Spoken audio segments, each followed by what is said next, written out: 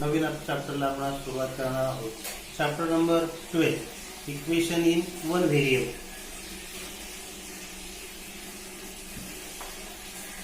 Chapter number 12, equation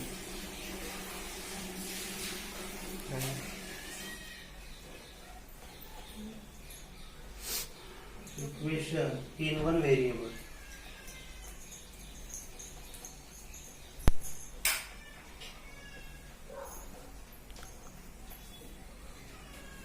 equation in one variable म्हणजे काय? एक चलातील समीकरण. इक्वेशन म्हणजे समीकरण आणि व्हेरिएबल म्हणजे काय? व्हेरिएबल म्हणजे चल. एक चलातील समीकरण.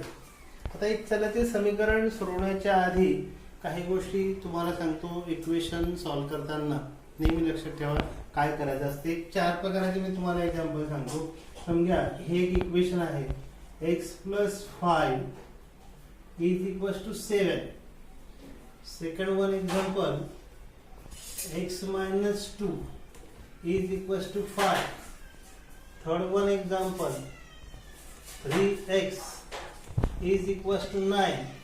and fourth one example x upon 4 = 3. आता हे जे एक्झाम्पल आहे, हे जे इक्वेशन आहे, या इक्वेशन मध्ये x व्हेरिएबल आहे आणि हे कॉन्स्टंट नंबर आहे 5 आणि 7 आहे. इथे पण व्हेरिएबल x आहे -2 आणि 5 हे पण कॉन्स्टंट नंबर आहे. इथे x व्हेरिएबल आहे, इथे पण x व्हेरिएबल आणि अंक जे असतात ते काय असतात? कॉन्स्टंट असतात. आता इक्वेशन सॉल्व करताना लक्षात ठेवा काय करायचं असते की हे जो कॉन्स्टंट नंबर आहे 5, हा 5 आपण इक्वेशन मधलं व्हेरिएबल किंवा एखादा नंबर आपण जर या इक्वेशनच्या दुसऱ्या बाजूला नेला तर त्याचं अपोजिट साइन द्यायचं असतं. म्हणजे +5 आहे, आपण जर त्याला इकडे आणायचं म्हटलं तर तो -5 होईल. मायनस असेल -2 आहे, इकडे त्यांना +2 होते. म्हणजे काय करायचं? अपोजिट करायचं. बरोबर चिन्हाच्या दुसऱ्या बाजूला एखादा अंक नेताना तो जर प्लस असेल तर मायनस करायचा, मायनस असेल तर प्लस करायचा. तसंच आता 3 आणि x यांच्यामध्ये मल्टिप्लायचं साइन आहे. म्हणजे x कसे 3 ला x कसे मल्टिप्लाय, मग 3 ला x मल्टिप्लाय आहे म्हणजे मल्टिप्लाय असेल 3, तर त्या 3 ला जर आपण इक्वेशनच्या दुसऱ्या बाजूला नेलं तो मल्टिप्लाय तर तो काय होईल? डिवाइड होईल. आणि जर डिवाइड असेल तर मल्टिप्लाय होईल दुसऱ्या बाजूला. लक्षात, म्हणजे समीकरणाच्या दुसऱ्या बाजूला एखादा अंक किंवा एखादा व्हेरिएबल नेताना त्याचं चिन्ह बदलवायचं, अपोजिट चिन्ह करायचं. प्लस असेल मायनस करायचं, मायनस असेल प्लस करायचं, मल्टिप्लाय असेल डिवाइड करायचं, डिवाइड असेल मल्टिप्लाय करायचं. मग आता बघा या ठिकाणी मी असं म्हणतो x ची किंमत मला काढायची. x = आता हे 7, हा +5 इकडे घेतला मी, तो -5 झाला. मग x = 7 - 5 2. त्यानंतर इकडे बघा आता हा x हे 5 जसे तसे 2 या बाजूला घेतला, -2 आहे तो इकडे त्यांना +2 झाला. x = 5 + 2 किती? 7.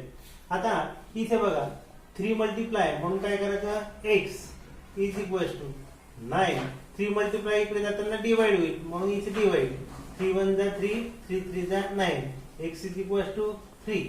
आणि इथे बघा आता x = 3. 4 कसं आहे? डिवाइड आहे. इकडे त्यांना काय होतो? मल्टिप्लाय होईल. आणि x = 4 × 3 = 12. दुसरे पण मेथड आहे. दुसऱ्या मेथड मध्ये कसं, टेक्स्टबुक मध्ये कसं असते, इथे प्लस आहे, ऍड प्लस आहे म्हणून काय करायचं? तो नंबर दोघं साइड मधून मायनस करायचा. असं पण आहे. म्हणजे कसं? Subtracting 5 both side. इथे मायनस आहे तर ऍडिंग टू बोथ साइड. इथे multiply dividing both side by 3. आणि इथे डिवाइड आहे तर multiplying both side by 4.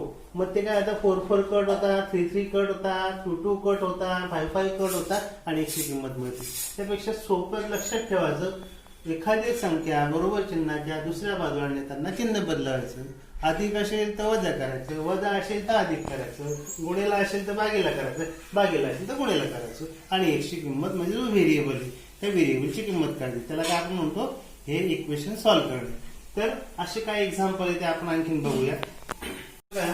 For example आपण काही इक्वेशन सॉल्व्ह करू. इक्वेशन सॉल्व्ह करायचं म्हणजे काय, एक्सची किंमत काढायची. आता बघा मी काय करतो, हा ब्रॅकेट आहे, ब्रॅकेटच्या बाहेर 5 आहे, याचा अर्थ काय, 5 ब्रॅकेटचा मल्टिप्लाय, म्हणून प्रत्येक टर्मला मल्टिप्लाय करून टाकणार मी. 5 गुणिले 1 5x वजा 5 चोक 20 बरोबर, ते 2 आणि x ला गुणलं 2x अधिक 2 6 कंसाच्या बाहेरील संख्येने कंसामध्ये प्रत्येक पदाला गुणून टाकलं. मग आता मी काय करतो, x एका बाजूला घेतो आणि अंक एका बाजूला घेतो. आता हा बघा, हा 5x आहे बरोबर आहे, आणि हा 5x आहे, हा 2x या बाजूला घेतला. इकडे कसा येतो अधिक, इकडे येताना कसा होईल तो वजा 2x बरोबर. हे 6 जसे तसे. हा 20 त्या बाजूला घेतो मी, -20 तिकडे येताना काय होईल, +20 होईल. ठीक आहे. मग 5 गुणिले x 5x, 5 चोक 20, 2 गुणिले x 2x, 2 6. मग आता हे सारखे सारखे बदलून गेले, 5x वजा 2x आणि 6 अधिक 20. 5x वजा 2x, 5x मधून 2x गेले, उरले 3x बरोबर. 20 आणि 6 26 बरोबर आहे. x बरोबर 26. 3 कसे गुणिले आहेत, इकडच्या बाजूला घेतले भागीला आले, भाग दिला देता आला द्यायचा, नाही तर हे तुमची एक्सची किंमत. आता इकडे बघा, हे बघू आपण सेकंड वन.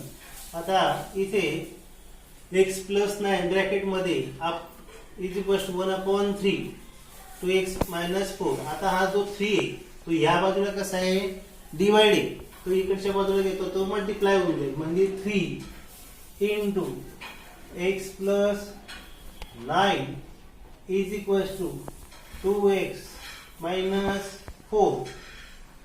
3 कसा होता, डिवाइड होता, तो या बाजूला घेतला मायनस झाला, म्हणजे 3 डिवाइड होता, इकडे येताना तो काय झाला, मल्टिप्लाय झाला. बघा या ठिकाणी 3 इंटू हा bracket x + 9 is equal to x - 4. हा तुमचा 3 इंटू x 3x प्लस 3 9 3 आणि x ला गुणलं, 3 आणि 9 ला गुणलं, 3 9 27 बरोबर. हा तुमचा 2x वजा 4. आता x चं पद मी इकडे घेतो आणि हे 27 तिकडे घेतो, चिन्ह बदलून. मग हा तुमचा 3x = 7 2x इकडे येताना 2x कसे आहेत, अधिक आहे, इकडे येताना कसे होतील ते वजा 2x बरोबर. हे वजा 4 जसे तसे. 27 आपण तिकडे नेतोय, हे अधिक 27, तिकडे येताना काय झाले, वजा 27 झाली. मग 3x वजा 2x किती, 1x बरोबर. वजा 4 वजा 27, वजा वजाची बेरीज, किती झाले, 27 आणि 4 31, आणि मोठ्या संख्येचं चिन्ह x बरोबर वजा 31. काय केलं आपण इथे, 3 डिवाइड होता तो इकडे मल्टिप्लाय केला, मग x गुणिले 3 3x, 3 गुणिले 9 27, हे 2x वजा 4 जे 87. मग आता आपण काय केलं, हा 2x अधिक होता तो इकडे त्यांना वजा केला, आणि 27 अधिक होते तिकडे जाताना वजा केले. मग सारखे सारखे पदांची बेरीज करून घेतली, अंकांची बेरीज करून घेतली. बेरीज असेल ती बेरीज करायची, वजाबाकी असेल तर वजाबाकी करायची. ठीक आहे. असे अजूनही भरपूर उदाहरणं ते आपण घेणार आहोत. प्रॅक्टिस सेट मध्ये काही एक्झाम्पल बघू. आता प्रॅक्टिस सेट 12.1 यामध्ये क्वेश्चन नंबर 1 काय आहे, each equation is followed by the value of variable. हे जे इक्वेशन आहे हे variable, decide whether the value are solution of the set. म्हणजे चलाच्या ज्या किमती दिल्या आहेत या ठिकाणी हे समीकरण x वजा 4 बरोबर 3, x बरोबर वजा 1, कॉमा 7 वजा 7 या किमती दिलेल्या आहेत, आणि ह्या किमती पैकी कोणत्या किमती समीकरणाचं समाधान करतात. समाधान करतात म्हणजे काय, दोघं बाजू बरोबर येतात, ते आपल्याला बघायचं. मग डिसाइड वेदर दिस व्हॅल्यू, ह्या व्हॅल्यू ज्या आहेत are solution of the set, समीकरणाचा उकल आहे का ते बघायचंय. मग असे दोघं LHS is equal to RHS आलं, डावी बाजू बरोबर उजवी बाजू आलं तर लिहायचं is the solution of equation. जर नाही आला तर is not a solution of equation. कसं ते बघा, आता एकदम सोपं आहे. इक्वेशन काय तुमचं, x - आता पहिली value x is equal to -1. ठीक आहे. मग आता ह्या इक्वेशन मध्ये जिथे जिथे x आहे तिथे तिथे -1 टाकायचा. हा -1 -4 इज इक्वल टू 3, -1 -4 के झाले -5 इज इक्वल टू 3. दोघं बाजू बरोबर आल्या का नाही, मग काय म्हणायचं या ठिकाणी is not a solution means तसं लिहायचं x is equal to -1 is not solution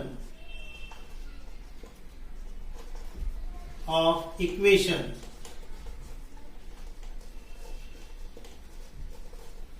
second पुन्हा तीच इक्वेशन घ्यायचं x -4 इज इक्वल टू 3.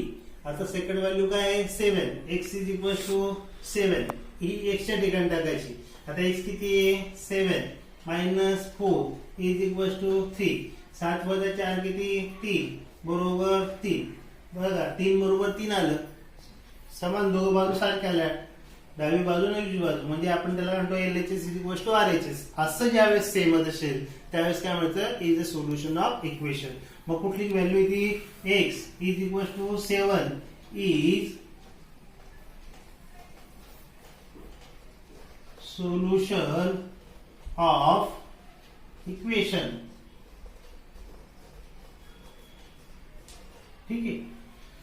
त्याच्यानंतर पुन्हा इक्वेशन तेच घ्यायचं x -4 is equal to 7. x is equal to third value किती आहे दिलेली -7 ती -7. आता x ची किंमत काय करायची -7 इथे टाकायची. -7 -4 इज इक्वल टू 7. आता -7 मायनस ची प्लस -7 -4 -11 होतात इज इक्वल टू 7. आता हे इक्वल आले का, जसे हे इक्वल आले तसे हे आले का नाही, म्हणून नॉट इक्वल. आणि मग लिहायचं x is equal to -7 is not solution of equation. ठीक आहे, is not solution of equation. म्हणजे असं तुम्हाला क्वेश्चन मध्ये दिलं असेल त्यावेळेस काय करायचं, त्या समीकरणाच्या ठिकाणी x आहे त्या x च्या ठिकाणी या किमती दिलेल्या आहेत त्या किमती टाकायच्या, प्रत्येक किंमत टाकायची. सॅटिस्फाय झालं, दोघं बाजू समान आल्या तर म्हणायचं is a solution of equation. आणि जर नाही, आता इथे नाही आलं होतं बघा, इथे -5 बरोबर 3 आलं होते, नॉट इक्वल, म्हणून नॉट सोल्युशन ऑफ इक्वेशन. इथे समान आलं होतं 3 इज इक्वल टू 3 म्हणून is a solution of equation. इथे पण नाही समान आलं म्हणून is not a solution of equation. असं अजून एक एक्झाम्पल घेऊ, म्हणजे तुम्ही बघा अजून एक एक्झाम्पल तसंच बघू आपण. 2a अधिक 4 बरोबर 0 आणि याची किंमत 2 वजा 2 आणि 1 या टाकायच्या. सॅटिस्फाय होत असेल तर is a solution of equation, नसेल तर is not a solution of equation. बघा पहिलं घेऊ आपण इक्वेशन काय तुमचं हे 2a plus 4 is equal to 0. a is equal to पहिल्याने व्हॅल्यू घेऊ आपण 2.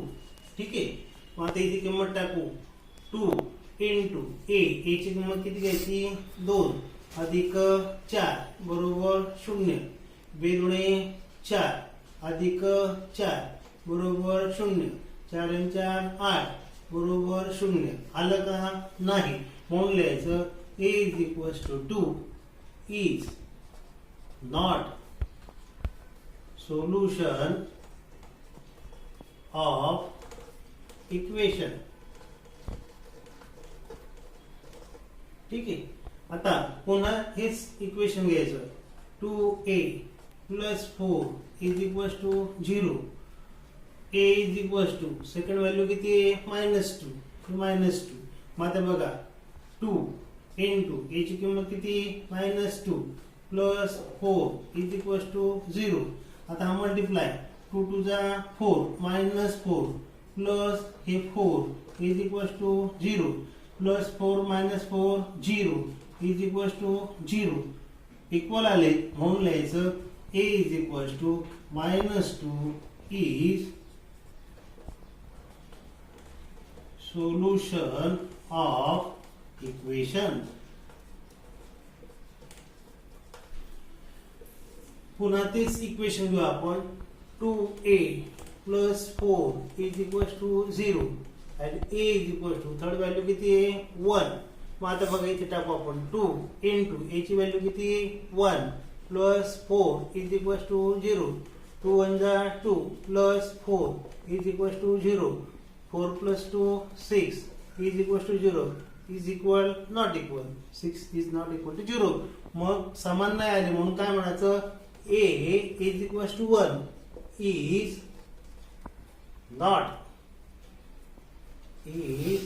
Not solution of equation. ठीक आहे. तर असे 2 एक्झाम्पल मी तुम्हाला सांगितले. अजून यामध्ये या क्वेश्चन मध्ये म्हणजे प्रॅक्टिस सेट 12.1 मध्ये जो पहिला क्वेश्चन आहे त्याच्यामध्ये असे 5-6 एक्झाम्पल आहेत. काय नाही, फक्त इक्वेशन मध्ये काय करत जायचे, जे व्हेरिएबल आहे त्या व्हेरिएबलच्या किमती टाकायच्या. इक्वल आले ते is a solution of set, नाही इक्वल आले ते is not a solution of set, solution of equation. ठीक आहे. असे तुम्ही पण सराव करा म्हणजे तुम्हाला पण सोडवता येईल. यामध्ये आणखीन एक क्वेश्चन आहे प्रॅक्टिस सेट 12.1, तो आपण बघू. हे बघा, आता क्वेश्चन नंबर 2 आहे याच प्रॅक्टिस सेट 12.1 मध्ये. क्वेश्चन नंबर 2 काय आहे, सॉल्व द फॉलोइंग इक्वेशन, म्हणजे खालील समीकरण सोडवा. त्यामध्ये पहिले एक्झाम्पल आहे 17p - 2 इज इक्वल टू 49 आणि थर्ड वन एक्झाम्पल आहे 3x + 12 is equal to 2x - 4. इथे सॉल्व करायचं आहे आपल्याला इक्वेशन आणि त्याची किंमत काढायची, x ची किंमत काढायची, म्हणजे टोटली पूर्ण सॉल्व करायचं. मग इक्वेशन सॉल्व करताना तुम्हाला काय सांगितलं, आपण संख्या ज्या असतात त्या संख्या काय करतो, अंक काय करतो, आपण दुसऱ्या बाजूला नेतो किंवा सारखे सारखे पद जवळ आणतो चिन्ह बदलून. तेवढं लक्षात ठेवायचं. आता बघा या ठिकाणी 17p. ठीक आहे. आता हा -2 मी इकडे नेतो, मायनस असेल तर काय होतो प्लस. देअरफॉर 49 2 इकडे आला प्लस झाला 17p इज इक्वल टू एकी झाले 51, 49 अधिक 2 51. आता p ला 17 काय आहे मल्टिप्लाय, तो इकडे काय होईल डिवाइड होईल, म्हणून p is equal to 51 upon 70. 17 1 17, 17 3 51, p is equal to 3. असं सॉल्व करायचं. इकडे बघा, आता इथे हे काय करणार, x चे पद जवळ घेणार, अंक एका बाजूला घेणार. आता हा 2x मी इकडे घेतो पहिल्याने आणि हे 12 तिकडे जाऊ देतो. हे 12 इकडे आणि हा 2x इकडे घेतो. आता हा 3x 2x इकडे घेतला, इकडे कसा आहे तो प्लस 2x, इकडे त्यांना -2x होईल इज इक्वल टू हे तुमचे -4 जसे तसे. 12 आपण तिकडे नेतोय, इकडे +12 आहे, तिकडे त्यांना -12 होती. म्हणून आता हे सारखे सारखे पद झाले. 3x मधून 2x गेला, उरला फक्त 1x, -4 -12 -16. दोघांची बेरीज केली, वजाची बेरीज होते, मोठ्या संख्येचं चिन्ह -16. संपलो. बघा example number 5, 9x upon 8 + 1 is equal to 10. आणि हे एक एक्झाम्पल आहे 7th 13x - 5 is equal to 3/2. मग आता आपण हे सोडूया. बघा या ठिकाणी 9x upon 8 + 1 is equal to 10. हा +1 जो आहे तो मी या बाजूला घेतो, तो काय होईल मायनस, म्हणजे 9x upon 8 is equal to 10. हा +1 इकडे घेतला मायनस झाला, 9x upon 8 is equal to 10 - 1 9. मग आता 9x ला 8 काय डिवाइड आहे, तिकडे काय होती मल्टिप्लाय होती, म्हणजे 9x इज इक्वल टू 9 × 8. 8 इकडे भागीला होते, इकडे गुणेला केले आपण. आता 9 जे आहे ते x ला कसे गुणेला आहे, ते इकडे काय होती भागीला होती, किंवा 9x x बरोबर 9 गुणेला 8. आता हे जे 9x ला मल्टिप्लाय आहे ते इकडे काय होती ते डिवाइड होती. मग आता 9 9 कट होऊन जातील, x इज इक्वल टू 8. ठीक आहे, असं सॉल्व करायचं. हे बघा आता या ठिकाणी, आता इकडे डिवाइड येतो, आपण इकडे मल्टिप्लाय करू, म्हणजे मल्टिप्लाय म्हणजे फक्त याला नाही होणार. मग त्याकरता मी काय करतो, असं ब्रॅकेट करतो याला, 13x - 5 बरोबर 3/2 असं लिहून घेतो. आणि हा 2 इकडे डिवाइड आहे, तो इकडे मल्टिप्लाय होऊन जाईल, म्हणजे 2 * in bracket 13x - 5 is equal to 3. मग आता बघा 2 भागीला होते, इकडे मल्टिप्लाय केले, गुणेला केले. मग आता 2 आणि आपण गुणून घेऊ, याला पण गुणून घेऊन याला पण गुणून घेऊ. ते दुणे 26x वजाचं चिन्ह, 5 दुणे 10 बरोबर 3. आता वजा 10 आहे ते इकडे घेतो मी, ते काय होतील अधिक, म्हणजे 26x बरोबर 3 वजा 10 तिकडे जाताना काय होतील अधिक 10 होतील. 26x बरोबर 10 आणि 3 13. आता 26 कसे x ला मल्टिप्लाय, तिकडे जाताना काय होतील डिवाइड होतील, म्हणजे x इज इक्वल टू 13/26. 26 गुणेला होते तिकडे भागीला झाले, भाग देऊ आपण. 13 1 13, 13 दुणे 26. x is equal to 1/2.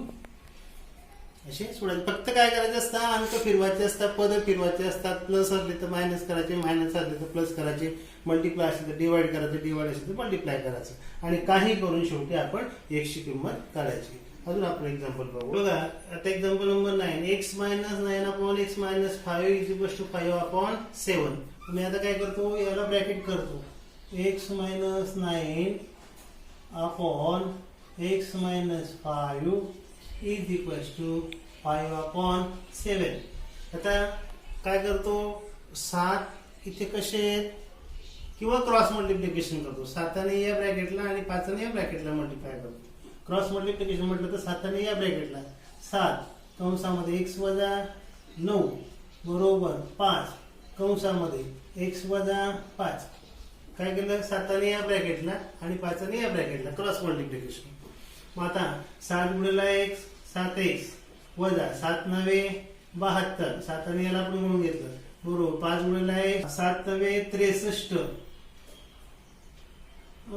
7 गुणिला x 7x वजा 7 9 63. 7 9 63 बरोबर 5 गुणिला x वजा 5 5 25. काय केलं, 7ने गुणून घेतलं ब्रॅकेटला. 7 गुणिला x 7x वजा 7 9 63. 5 गुणिला x 5x वजा 5 5 25. आता काय करतो मी, x चे पद जवळ घेतो, अंक दुसऱ्या बाजूला घेतो. आता हा 5x इकडे अधिक इकडे येताना वजा होऊन जाईल. 63 इकडे कसं आहे वजा आहे, तो तिकडे जाताना अधिक होईल. म्हणजे बघा हे 7x. आता 5x मी इकडे घेतला, अधिक 5x आहे तो वजा 5x झाला बरोबर. हा -25 जसा तसा. 63 मायनस आहे, तिकडे जाताना ते कसे होतील +63 होतील. मग आता हे अंक आणि हे x चे पद सारखे सारखे जवळ आले, बेरीज वजा बाकी करून टाकायची. 7x वजा 5x 2x बरोबर हे किती झाले 63. वजा अधिक का ते वजा बाकी. 63 वजा 25. 13 मधून 5 गेले 8. 6 3 गेले 3.